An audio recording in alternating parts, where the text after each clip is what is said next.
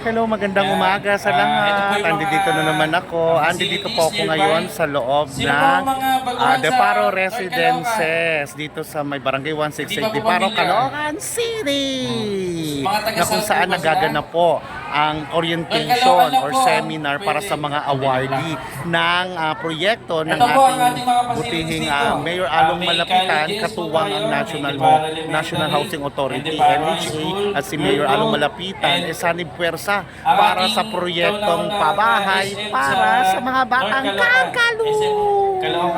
O, di ba, bongga? Nasa likod ko yung mga awardees na makakatanggap ng pabahay na proyekto ng NHA at ang ating buting Mayor Along Malapitan. Bongga, di ba? O, ayan. Nagkakaroon po ngayon, kasalukuyan nagaganap ang orientation seminar para kung ano yung mga gagawin dito. O ngayon, nandito po yung pag-ibig para mag-facilitate para kung ano yung maganap at gagawin para mapasa mapunta sa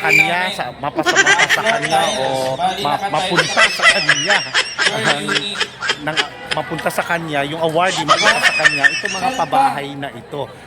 Dami ko, ang hirap isipin, ang hirap pagtugtog yung mga sinasabi ko. Okay, kumbaga ito na po yung mga awardees nasa likod ko. Andito po sa background ko, yung likod ko, yung mga pabahay ng NHA at ng ating buting Mayor Along Malapitan sa mga batang kangkalu. Ngayon naalamin na lang natin kung ano yung mga kinakailangan. Bonggang-bongga talaga si Mayor Along. Talagang hindi niya pinapabayaan ng mga batang kangkalu. O diba, panalo. O sige, mamaya-maya makita-kita tayo. I-update ko kayo kung anong gana. Papasok lang ako sa loob para ipakita sa inyo. Okay, bye for now.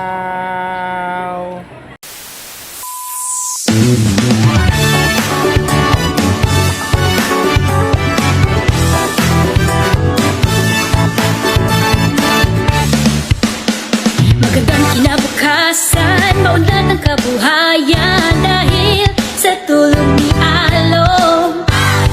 Tuloy-tuloy ang pagbangon, sabay-sabay ang pag-ahon.